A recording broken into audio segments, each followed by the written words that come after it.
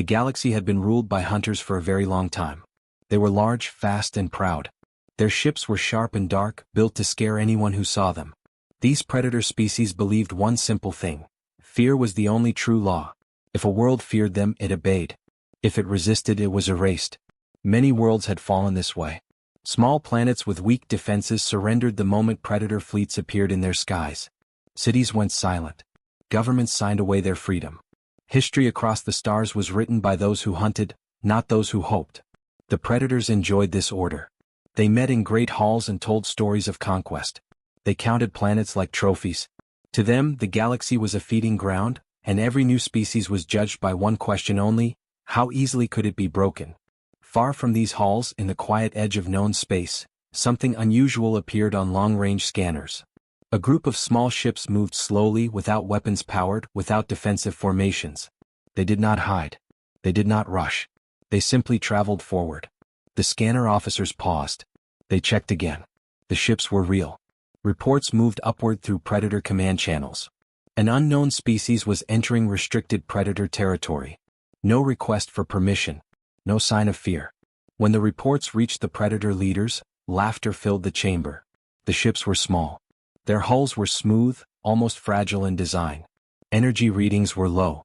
There was nothing impressive about them. "They wander into our hunting ground like lost animals," one leader said. "Send a message. Let them see who rules." A signal was sent, loud and threatening. It carried warnings, demands, and images of past destroyed worlds. This was how predators spoke. This was how fear was made. The human ships received the signal. Inside the lead vessel, James stood near the main display. He was not tall compared to many alien species, and his uniform was simple. He watched the message without showing emotion. Beside him stood Emily, her arms crossed, her face calm.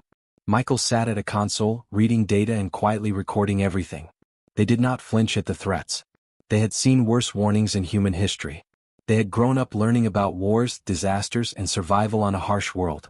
Compared to that, loud threats meant little. James nodded once. "Log the message," he said. His voice was steady. No response yet. Emily glanced at the map of space ahead. Predator territory stretched wide, marked with symbols of control and danger.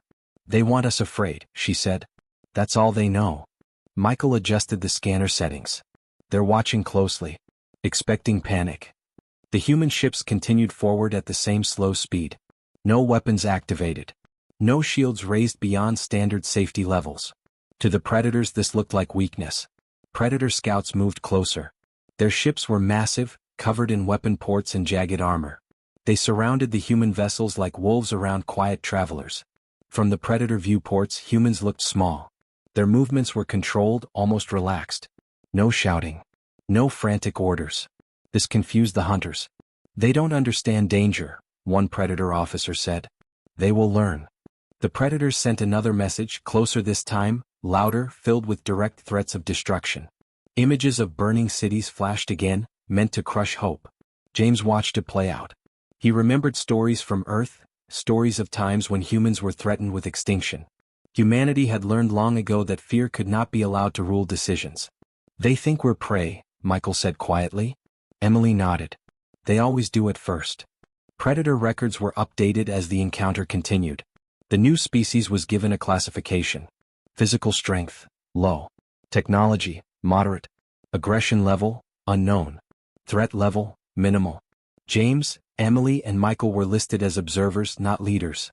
Fragile beings sent to watch, not to act. The predators were pleased with this judgment. It matched their belief that the galaxy had no surprises left. Around them, smaller alien races watched in silence. They saw the predator fleets gather. They saw the human ships remain still. Many believed the humans would soon disappear, just another short story in predator history. Some felt pity. Others felt relief it was not their world this time. Inside the human ships there was no panic. Crew members moved calmly, checking systems, recording data, preparing plans that were not visible to outside eyes. Humans had learned patience through centuries of hardship. They did not rush toward fear, and they did not bow to it either. James looked at the stars ahead. Somewhere beyond predator space were worlds that had suffered for generations. Worlds that had never known peace. He did not speak these thoughts aloud, but they sat heavy in his mind. "We continue as planned," he said at last. "No change." The Predator leaders watched the live feeds with growing interest. The humans were not reacting correctly. Prey was supposed to run or beg. These beings did neither. Perhaps they are too weak to understand, one leader said. Then we teach them, another replied. Orders were prepared. Not yet an attack but a demonstration. Something violent enough to break their calm. The galaxy held its breath even if it did not know it yet. James, Emily and Michael stood quietly as Predator ships moved into position. They were still listed as unimportant. Still laughed at. Still judged as fragile. But humans had never survived by being underestimated. They had survived because when the hunters came, humans learned, adapted and endured. And this time they had arrived not as prey, but as witnesses to a galaxy that was about to change. The Predator fleet did not attack at once. That was not their way. They enjoyed the moment before the strike, when fear was meant to grow and hope was meant to fade. They wanted the humans to feel small. Large ships moved closer, blocking the stars. Weapons powered on slowly, one by one, so the humans could see the glow. Fighter craft flew in tight circles around the human vessels, fast and loud. Energy blasts were fired into empty space, close enough to shake hulls but not close enough to hit. It was a show. A warning. A promise of pain. Inside one of the human ships, David stood near a wide display window. He was quiet, his hands resting at his sides. Beside him was Jessica, watching the Predator ships with steady eyes. Neither spoke at first. The ship trembled as another energy blast passed nearby. Some crew members looked up, but no one panicked. No alarms screamed. Systems held strong. They want a reaction, Jessica said softly. David nodded. They always do. Another message arrived from the Predators. This one was shorter, sharper, filled with commands. Leave now. Kneel. Accept rule. The message ended with images of an alien city being destroyed, shown in slow detail. David watched without turning away. He had seen such images before, not from space but from human history. Cities burned on Earth too long ago. Humanity had learned the cost of fear and the danger of power without care. Jessica clenched her jaw for a moment, then relaxed. They think silence means fear, she said. Outside, Predator ships moved even closer. One small alien vessel, belonging to a weaker race, was pulled into view by tractor beams. It was damaged, its hull broken. The Predators broadcast its image to all nearby systems. The message was clear. This is what happens when you resist. Somewhere deep in the human ship, a young crew member turned away from the screen. David noticed but said nothing. He placed a hand on the console and spoke calmly. Record everything, he said. No response. The Predators waited. Seconds passed. Then minutes. No begging. No screams. No surrender. Predator commanders grew confused. They increased the pressure. Fighters flew even closer, scraping shields. Another blast struck nearby, closer than before. Still, the humans remained silent. Jessica watched the alien vessel finally break apart under Predator fire. She felt anger rise, but she did not let it show. Humans had learned that showing anger too soon only fed those who thrived on fear. They enjoy this, she said quietly. They think we are watching in terror. David looked at the data feeds. Heart rates across the ship were steady. Systems were calm. They don't understand us, he replied. Not yet. Predator leaders spoke among themselves. The humans were not acting like prey. But they were not fighting either. To the Predators this could only mean one thing. Weakness. They are frozen, one leader said. Too afraid to move. Then end the waiting, another replied. Prepare the strike. Orders were given. Weapons were aligned. Target locks began to form. Smaller alien races watched from hidden stations and distant worlds. Many turned away, unable to watch another species fall. Some whispered apologies to the humans they had never met. Inside the human fleet, David and Jessica stood as lights dimmed slightly to conserve power. The silence inside the ship was deep but controlled. It was not the silence of fear. It was the silence of focus. Do we answer now? Jessica asked. David shook his head slowly. Not yet. The Predators fired a final warning shot. This time it struck a human ship's outer shield directly. The shield flared bright, then held. The impact echoed through the hull. Still no response. Predator laughter echoed through their command channels. They can barely defend themselves, one said. This will be quick. Weapons charged to full power. The Predators were confident. Every record told them the same story. Species like this always broke. Always begged. Always fell. David looked once more at the stars beyond the enemy ships. He thought of Earth, of storms, wars, and long nights where survival had been uncertain. Humans had not survived by shouting. They survived by waiting, watching, and choosing the right moment. Jessica straightened her posture. "They're about to cross the line," she said. David's eyes stayed calm. "Let them," he replied. The predators moved into attack formation, certain of victory. They believed the humans were weak. They believed silence meant surrender. They believed fear ruled all things. And with that wrong judgment, they prepared to strike, never realizing that humans were not silent because they were afraid, but because they were deciding how best to endure what came next. The first predator shot was meant to kill. A heavy blast struck one of the human escort ships. Light filled space. For a short moment, many watching across the galaxy believed the humans were gone. But the ship did not break apart. Its outer layer burned away, but the core held. Emergency systems activated at once. The ship drifted back, damaged but alive.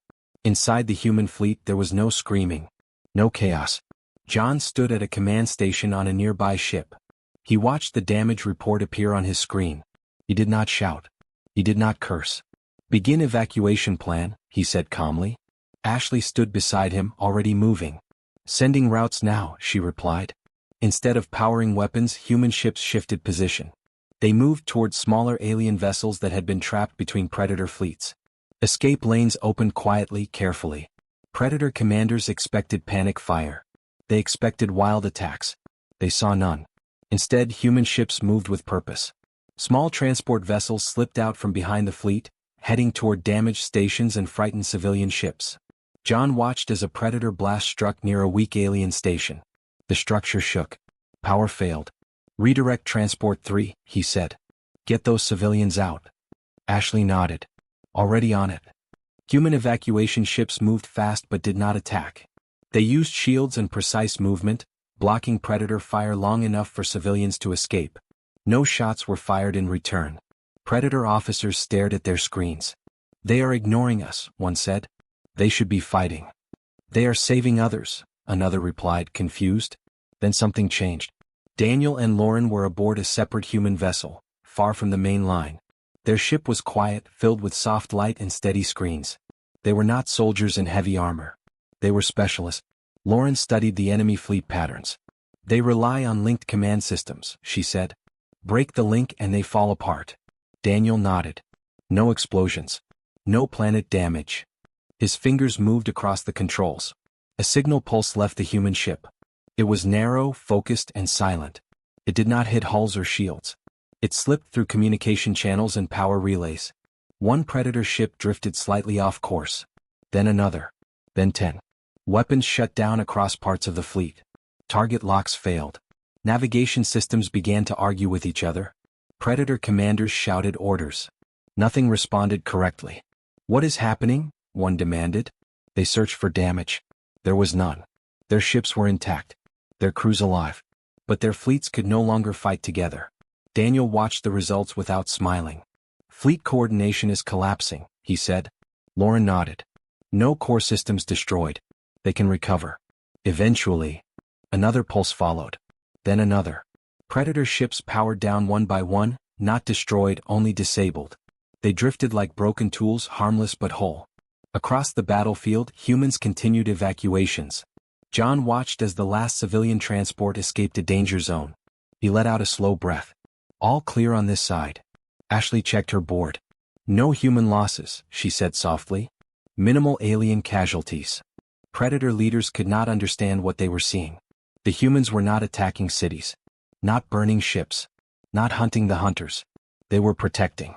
One predator ship fired again, wild and angry. A human shield intercepted the blast.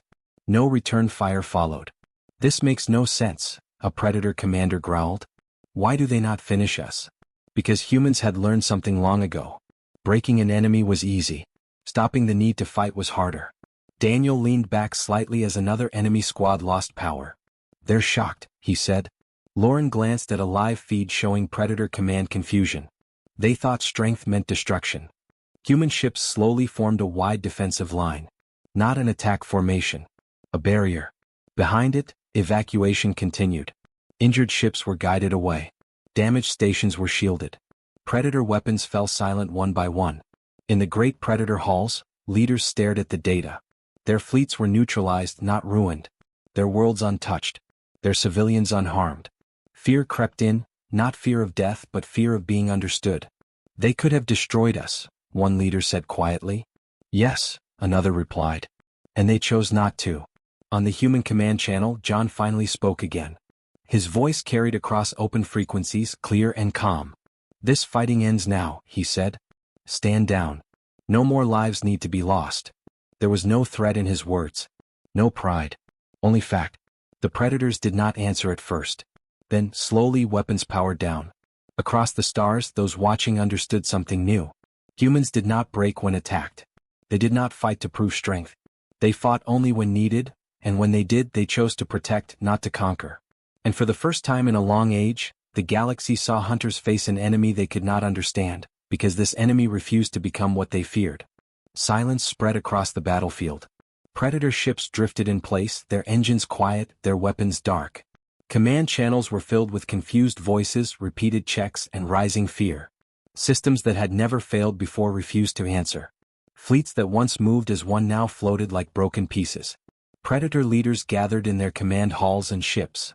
Screens showed the same truth everywhere. They were not destroyed. They were trapped. This is impossible, one leader said. Restore weapons. Technicians tried again and again. Power flowed, but control did not return. Target systems stayed blind. Attack commands vanished into nothing. Another leader spoke more softly. They could end us. The thought settled heavily in the room. Across open space, the human fleet held position. No new movements. No threats. No advance. Just a quiet line between the predators and the rest of the galaxy. A wide signal opened across all channels. It was not sharp or loud. It did not carry images of fire or death. A human voice spoke, clear and steady. This conflict is over, James said. Your fleets are disabled. No further action is needed. Predator leaders listened in shock. There was no demand. No threat. No list of punishments. Another Predator leader stepped forward. You have the advantage, he said. Speak your terms. James paused before answering. There are no terms of surrender, he said. Only terms of peace. The room filled with low sounds of disbelief. You attacked, the Predator said. You should take payment. We did not come for payment, James replied. We came to stop the harm. Predator leaders exchanged uneasy looks. This was not how power worked. This was not how the galaxy had ever worked. You expect us to believe this is mercy? One demanded. James answered without anger. No. We expect you to understand choice. On nearby human ships, others listened quietly. Emily stood near a window, watching Predator vessels drift helplessly. Michael reviewed data streams, making sure no systems were failing dangerously. They're scared, Emily said. Michael nodded. For the first time, they don't control the ending. Predator leaders felt it clearly now. The fear they had used on others had returned to them. Not as pain, but as uncertainty. If we power down completely, one leader asked, will you destroy us? No, James said. If you stand down, you will be left intact. And if we do not? James did not raise his voice. Then we will continue to prevent harm. Nothing more. That answer frightened them more than threats ever could. The Predators reviewed records. They searched for any sign of deception. They found none. Human ships had not targeted planets. No cities were burning. No revenge strikes had been launched. A quiet realization spread. These humans, one leader said slowly, they are not hunting us.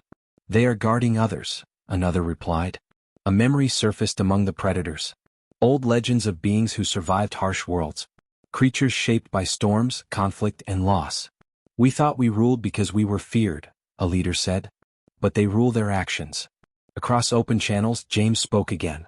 Your ships will regain function in time. Your worlds are safe. But this path ends here. What path? A Predator asked. The path where fear decides who lives, James replied. Silence followed. Predator leaders looked at images of past conquests. Cities taken. Species broken. They had believed strength meant survival. Now they saw another truth. Humans had endured worse than Predator raids. Their homeworld had storms, disasters, wars, and near-extinction events. They had faced hunger, loss, and internal conflict, and survived not by domination alone, but by cooperation and restraint. We misjudged you, a Predator leader said at last. James did not correct him. That happens, he said. You are not prey, the leader continued. And not rivals. No, James said. We are guardians of what should not be lost. The word echoed through predator halls. Guardians. It was a role predators had never understood. They took. They ruled. They consumed. They had never protected without reward. One by one, predator ships sent stand-down signals. Weapons powered fully off. Command channels went quiet. Smaller alien races watched in disbelief. The hunters had stopped. On the human side, no cheers rose. No victory calls were made. Only quiet relief. Emily exhaled slowly. It worked, she said. Michael nodded. They saw it. James watched the stars beyond the drifting fleets. He knew this moment would be remembered, not for destruction but for restraint. A final message was sent from Predator leadership. We will withdraw, it said. And we will reconsider our records. James acknowledged the signal. That is enough. As the Predators slowly began to pull back, fear changed hands completely. No longer did the galaxy fear the hunters. Now it feared what humans could do, and respected what they chose not to. The humans did not chase. They did not punish. They held their line until the danger passed. And in that quiet space between stars, a hard truth settled into the minds of those who once ruled by terror. The most dangerous beings in the galaxy were not those who loved power. They were those who had survived without losing their humanity, and chose to stand guard instead of taking revenge. The galaxy did not change with fire or noise. It changed quietly. In record halls across many worlds, old files were opened and reviewed. Symbols of fear and dominance were removed. Long lists of conquered planets were marked as ended. Predator species were no longer listed as rulers of space. Their title changed to something colder and more honest: former threats. New records were added beside them. Humans, once listed as fragile observers. Low threat. Minor influence. Those words were erased. Humanity was now described as resilient, controlled, and decisive. Not conquerors. Not destroyers. Protectors who chose restraint even when victory was easy. The updates spread faster than ships could travel. Data flowed through stations, archives, and learning cores. Every race that could read learned the same truth. The hunt was over. On the edge of Predator space, the human fleet remained still for a long time. Ships drifted calmly as systems returned to normal. Damaged vessels were repaired. Evacuation ships finished returning civilians to safety. There were no victory songs. No speeches. James stood alone near a wide window looking out at the stars. Space was quiet now. No weapons charging. No threats echoing through channels. Emily joined him after a while. She did not speak at first. She simply looked at the stars with him. It's done, she said softly. James nodded. For now. Michael's voice came through the channel. Predator fleets are withdrawing fully. No hostile movement. James closed his eyes for a brief moment, then opened them again. The tension he had carried since first contact finally eased. Across the galaxy, reactions varied. Some races felt relief for the first time in generations. Worlds that had hidden in silence began to send messages, short, careful signals of thanks. Others watched humans with cautious respect, unsure how to understand a power that refused to rule. Predator leaders returned to their worlds in silence. Their halls felt smaller now. Their stories of dominance rang hollow. They rewrote their own internal records as well. Not by choice at first, but by truth. They had met beings who could have destroyed them, and did not. That knowledge stayed with them. On smaller planets, children learned new lessons. Not about fear but about choice. Not about hunters and prey but about protection. Human ships began to depart slowly. They did not claim territory. They did not leave soldiers behind. They simply moved on. James remained at the window as stars shifted with gentle motion. He thought of Earth. Of storms, wars, and struggles that had shaped humanity. Of how close humans had come to ending themselves many times, and how they had chosen to endure instead. Emily watched him. Do you think they'll remember? She asked. They will, James said. Fear fades slower than fire. Michael joined them holding a data pad. Records are finalized, he said. It's official. James gave a small nod. Across open space, a final message arrived from a neutral council station. Human fleet, it said, your actions have altered the balance of the galaxy. James answered simply. That was not our goal. Then what was? The council asked. James looked once more at the stars. To stop the hunt, he said. The council paused before replying. That may be enough. The human fleet changed course, heading back toward the quiet lanes between stars. No one followed them. No one chased. The galaxy watched them go. Long after the ships were gone, the truth remained. Predators no longer ruled by fear. Humans were no longer underestimated. And a new understanding spread from world to world, carried by whispers, records, and memory. Humans did not arrive to rule the galaxy. They arrived to remind it that strength did not need to hunt. That survival did not require cruelty. And that sometimes, the most powerful act was choosing to end the cycle instead of winning it. James stood until the stars shifted out of view. Then he turned away, calm and quiet, knowing the silence he left behind was not emptiness, but peace.